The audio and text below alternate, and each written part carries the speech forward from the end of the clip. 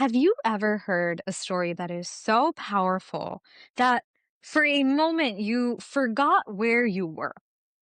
A story that didn't feel like entertainment, but like it was almost a memory, like something that happened, something that is ancient that was entering your heart again. And this is exactly what happens in today's story. The Ramayana, which began as a cry of compassion in the heart of Maharshi Valmiki ji, now begins its journey into the world. And in one of the most moving parts of the Ramayana tradition, the story of Rama reaches Rama himself.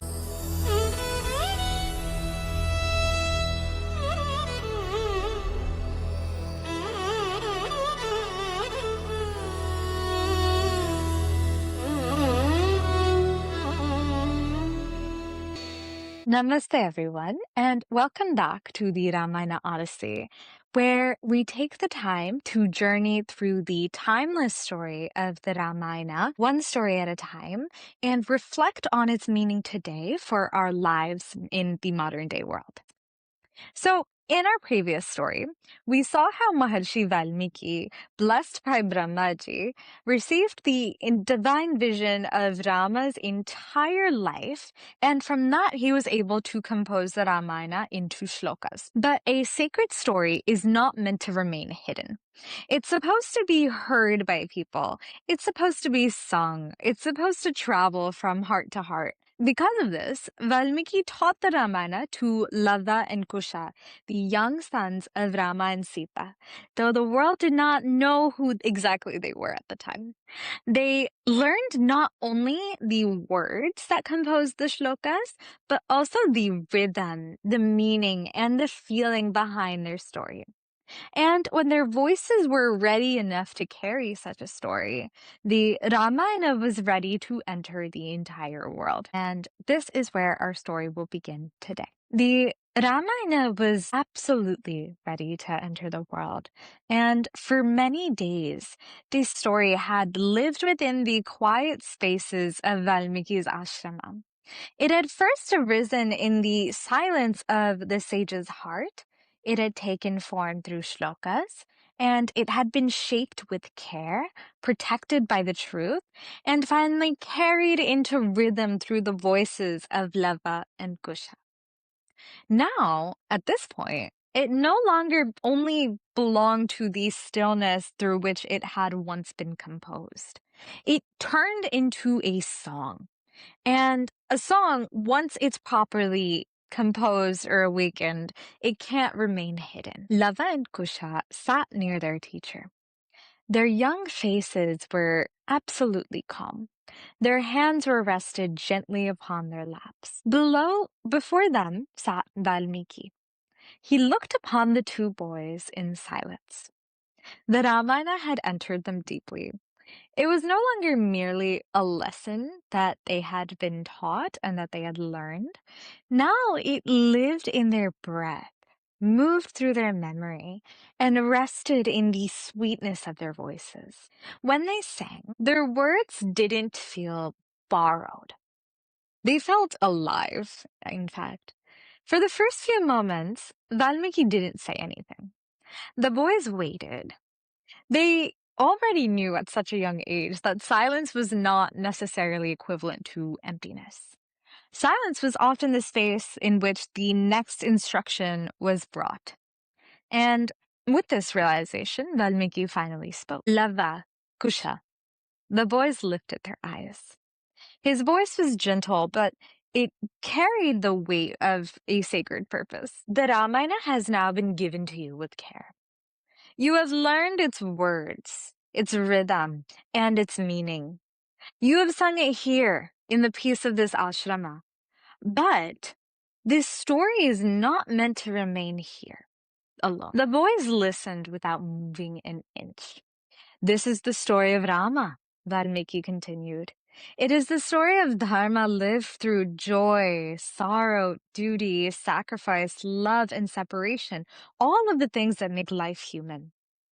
Those who hear it with attention will not merely learn about Rama, But they would also be invited to look into their own lives, to self-reflect, if you will. You must now carry it beyond this hermitage, Valmiki said. Sing it where the people gather. Sing it where the sages sit in contemplation. Let the Ramayana travel through your voices from heart to heart. Lava and Kusha bowed their heads in reverence. At the time, they didn't understand the full meaning of what was being entrusted to them. And they didn't realize how far their voices would travel in the first place. They didn't know that the song that they carried would one day reach the very person whose life it described. But they understood one thing at this moment. Their teacher had given them a sacred task, a sacred responsibility, and they received it with humility.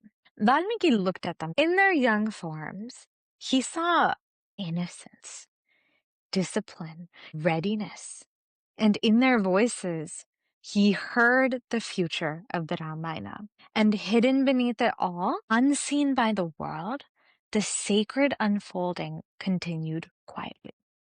The sons of Rama and Sita were about to carry Rama's story into the world. Valmiki closed his eyes briefly, offering silent gratitude to Ishvara, to Brahmaji, who had blessed the work, to Narada, who had first revealed Rama's life and name to him, to Rama, whose life was the heart of the song, and to the sacred teaching tradition through which wisdom travels from one heart to the next. Then he opened his eyes. Go, he said softly. Let the Ramayana be heard. Lava and Kusha bowed deeply at his feet, then stepped away from their teacher with their bowed heads. They didn't walk as children eager to show off what they had learned, but they walked like students carrying something sacred with them. The ashrama was already gathering into the quiet rhythm of the day at the start. The sages sat beneath the shade of the trees. The disciples moved softly among the fires and huts, and some elders were even seated in contemplation, with their eyes half closed, their minds turned inward. Valmiki watched from a distance. He didn't call attention to the moment at all. He didn't announce that something great was about to start taking place. The Ramayana did not enter the world with noise. It entered very gently, very softly. Lava and Kusha stood before the gathered sages, and for a moment they remained absolutely silent. The breeze moved through the trees. The river murmured beyond the hermitage. A few birds called from the branches and then grew quiet, as though the forest had also paused to listen. Then the boys began to sing. Their voices rose together, young and clear, and while being steady. The sound was sweet, but it wasn't light. It carried lots of discipline, meaning, and the careful training of Valmiki alongside the purity of their very own hearts that had received the story without an ounce of pride. The sages listened to them. And at first, they only heard the beauty of the sound. And then they heard the depth within it. The rhythm was extremely balanced. The words were clear. The emotion was restrained, yet alive. The boys never just recited it. They understood every part of what they were singing. Every shloka carried both sound and meaning, both poetry and truth hand in hand. And as the song continued, the ordinary movements of the ashrama softened. A disciple who had been carrying firewood paused near a tree. Another who had been tending to the sacred fire lifted his eyes. And those who were seated in meditation opened their awareness to the external world again, to the sound. The Ramayana had begun to move. The sages immediately felt its power. Some listened with their eyes closed. Some sat unmoving. Some felt their hearts grow soft in a way that words cannot easily describe. When the boys completed their singing, silence remained. Nobody spoke at once. And the final notes of the song seemed to rest within the air, touching the trees, the earth, and all of the hearts of those who had listened. Then the sages looked upon Lava and Kusha with pure joy. They blessed them. They praised their young voices, their memory, their discipline, and the grace with which they had carried this sacred poem. Simple gifts were offered to them with affection. Some garlands, fruits, bark garments, water vessels, and the humble offerings of forest life. But the greatest gift was not what was placed in their hands.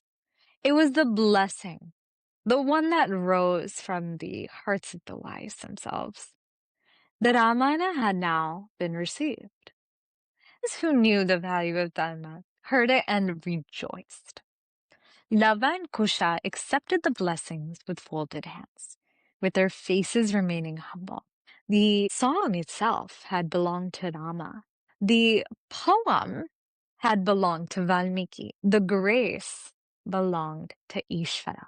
They were only its voices. And from that day on, the Ramayana began to travel beyond the stillness of the ashram. At first, it moved through the forest paths. Lava and Kusha sang near different hermitages, beneath trees, and beside quiet rivers where sages and seekers often gathered. The story moved gently through the world of tapas, prayer, and contemplation. And from there, it moved farther. They sang near settlements at the edge of the forest, where simple households lived close to the rhythm of nature. Men and women paused in their daily work just to listen. Children came closer.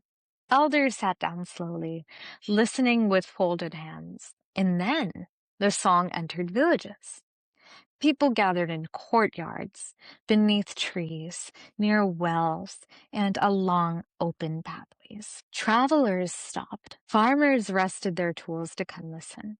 Mothers stood silently with their children beside them. Those who had come only to listen for a moment stayed until the entire song was complete. And then it moved towards towns and cities. It entered places filled with ordinary duties, human worries, family responsibilities, trade, work, hope, grief, and expectation. And wherever Lava and Kusha sang, something had changed. People did not feel as if they were merely hearing about drama. They felt as if the story was entering their own lives. They began to see Rama in a completely new light, not only as their king, but as Dharma personified. Rama is one who lived truth, not only when life was difficult, but when every single choice carried immense amounts of pain. Rama is one who showed what duty, compassion, restraint, courage, and sacrifice looked like when lived through a human heart. Somewhat quietly, without even knowing where the tears had begun. Some felt peace settle within them after many days of restlessness, and some felt inspired to live with greater truth, greater patience, greater courage. Some felt that Dharma, which had once seemed like a very distant and difficult to grasp concept, had now suddenly become visible and near through the eyes of Rama's choices, Sita's strength, Lakshmana's devotion, Bharata's purity, and Hanuman's surrender. The song gave them direction without commanding them to do anything. It gave them comfort without being argumentative. It gave joy without giving any possessions. A quiet ananda arose in the hearts of many, an inner happiness that words could not describe. The boys sang without an ornament or any pride. Their melody was so graceful, their rhythm was so steady, their words were clear, and the story itself entered the listeners slowly, almost like sacred water entering dry earth. As the Ramayana moved from voice to ear, and from ear to heart, and from heart to memory, wonder about these two young singers spread across the land like wildfire. People spoke of them wherever they gathered. Two young ascetics are singing a poem unlike anything we have ever heard. Their voices are so sweet, but their song is so deep. They sing with rhythm, with melody and meaning. They sing of Rama with such truth that the heart can't help it but become still. They're only young boys, but when they sing, even elders listen in absolute silence. By the time Lava and Kusha approached Ayodhya, people were already talking about them throughout the entirety of the capital. The city that had once rejoiced at Rama's birth, wept at his exile, and celebrated his return, now waited with curiosity for the two young singers whose voices had stirred the hearts of so many people. The words reached Rama himself. He listened quietly as the people described the boys. Young ascetics, gentle in appearance, disciplined in conduct, sweet in voice, skilled in rhythm and melody, learned in meaning. Their song, they said, was about Rama. Praise was not uncommon for Rama. Many had spoken of his rule, his victories, his sacrifices, and his commitment to Dharma. But this report to him felt very different. It wasn't the praise necessarily that reached him. It was the song. It wasn't just flattery, not courtly speech. Something shaped directly in poetry, carried by two young voices, and spoken of by people whose hearts had been moved. A quiet curiosity arose within Rama. But beneath that curiosity, something subtler stirred within him. A kind of tenderness, a joy. A strange sense of warmth that he could not explain. He wished to hear them himself. Rama asked that these two young singers be invited to the royal assembly. The command passed through the entirety of the palace. Ministers prepared the court. Sages, elders, and learned people, citizens, and members of the royal household had gathered. Rama's brothers were also present, each seated with absolute dignity and attention. The assembly hall was shining with the grace and the order of Ayodhya. Yet, when Lava and Kusha entered, the grandeur of the court just seemed to be quiet. They came dressed as young ascetics, simple and composed. Their hair was tied in the manner of students in the forest. Their garments were plain. Their faces were calm. They did not look around the palace in wonder. They didn't appear frightened by the king's demeanor and presence. They walked in with humility, but also with an inward steadiness that did not depend on praise or position. The court watched them. Some only saw two young boys from the forest. Some other people saw disciplined students. Some saw natural musicians. But Rama looked way more deeply. There was something in their presence that just drew his attention. Their faces were young, yet dignified. Their voices, when they offered respectful greetings, were clear and gentle. Their bearing carried both innocence and nobility. Rama did not yet know who they were. He didn't know that the quiet movement of grace had brought his own sons in his presence. But something within him softened when he saw them. It wasn't necessarily recognition because he didn't know, but it was an unexplainable joy. like a forgotten song rising faintly within somebody's heart. Lava and Kusha also felt something they couldn't name. They had sung of Rama so many times, and they had spent so long learning of his strength, his sacrifice, his compassion, his unwavering commitment to Dharma. But now, this same Rama was right in front of them, not as a name within a śloka, not as a figure in a sacred story, but living, present, radiant, right in front of them with quiet majesty.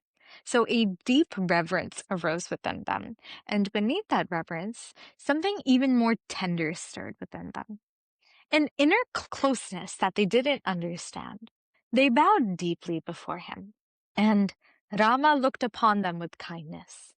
He honored them as worthy guests, and he welcomed them into the assembly, not as wandering boys, but as carriers of a sacred poem. Then, turning to those that were gathered in the court, Rama spoke with calm dignity. These young ascetics are said to be gifted in song, disciplined in rhythm, and learned in meaning. Let us take the time to listen with attention to the sacred poem that they carry. The assembly grew still. The court that had heard judgments, counsel, policy, and royal command now prepared to hear something completely different. A song, a sacred story, the Ramayana. And for a few moments, the boys remained silent. They closed their eyes and remembered Valmiki's voice. They remembered that the Ramayana was not meant to just be sung for praise, but as an offering. Then they opened their eyes, and before them sat Rama. For a brief moment, Lava and Kusha felt that the world around them grew very distant. The grandeur of the court, the presence of the ministers, the eyes of the assembly, all seemed to fade away completely. Only Rama remained before them. Then Lava and Kusha began to sing. Their voices rose together, soft at first, then steady, then clear. The sound moved through the royal court like a stream of pure water entering a silent lake. The melody was graceful. The rhythm was measured. The words were absolutely precise. Every single syllable carried the training of Valmiki and the sincerity of hearts that had received the story as sacred in the first place. The court listened very deeply. At first, they heard two young voices. Then something slowly shifted into something more. The sound seemed to loosen the hold of the present moment. The palace walls, the jeweled pillars, the royal banners, the gathered assembly, all of it began to fade from the minds of those who had listened. They were no longer merely sitting in Rama's court. They were being carried inward, back through memory, back through time, back toward the Ayodhya from which the story had begun in the first place. A strange stillness filled the entire hall. The ministers forgot about their concerns. The warriors forgot that their strength existed. The citizens forgot the movement of the city outside. The sages sat unmoving, their hearts recognizing the truth that was being carried through song. Rama listened. At first, he listened as a king, honoring two gifted young singers. Then slowly, as they kept singing, he listened as one that was drawn inward by something more intimate than praise. The song didn't flatter him. It didn't decorate his life. It revealed it. It carried a truth so pure that even Rama, seated upon the throne, became silent before it. A feeling arose within his heart, gentle, unfamiliar, and profound. The voices seemed to come from far away, and yet from very near at the same time. They seemed to belong to the world, and yet somehow also to him. He didn't understand why, but he listened. The court listened. The whole assembly seemed to be held in one breath, completely engrossed. The Ramayana had risen from sorrow, tamasa. It had been revealed through Brahmaji's grace, and it had taken form in Valmiki's shlokas. It had lived in the voices of Lava and Kusha. It had traveled through forests, villages, pathways, and hearts. And now, at last, it's reached Rama himself. Before the king, before the court, before the listening world, the first notes opened the doorway into the path. Rama and everyone gathered there felt themselves being carried back to Ayodhya, to Dasharatha, to that longing that waited before Rama's birth. The song had begun. The court was no longer merely listening. They were, in fact, actively entering the Ramayana. And through the voices of Lava and Kusha, the story of Rama began. And that is where we will pause for today. The Ramayana had begun as compassion in the heart of Valmiki. It had become śloka. It had then become sacred poetry. And now it had become a song. Through the voices of Lava and Kusha, it had reached Rama himself. But this part is really just the beginning. In our next episode, where we recount the story, the song will take us back to Ayodhya, the great city of Dharma. We will meet King Dasharatha, feel the longing in his heart, and witness the sacred beginning of Rama's arrival into the world. This is where the Ramayana truly opens as we know it. Thank you so much for joining us on the Ramayana Odyssey. If this journey is meaningful to you, please subscribe to the Project Self YouTube channel and follow the Ramayana Odyssey on Spotify and Apple Podcasts. Please do also share this episode with your family, your friends, children, and anyone you think might be interested and wants to understand the Ramayana from a very deep and modern perspective. At Project Self, our mission is to bring the wisdom of the Ramayana, the Bhagavad Gita, Vedanta, and India's sacred traditions to today's world in a way that's authentic, meaningful, and also accessible. When you subscribe, share, comment, and support this kind of work, you become part of that mission directly by helping us carry this timeless wisdom to more hearts and more homes alongside the next generation. Now let's end with this thought. When Dharma is sung with purity, it does not remain as sound. It becomes rather remembrance. It becomes inspiration. It becomes a light within the heart. And sometimes, through the right voice, an ancient story begins again. Jai Shri Ram.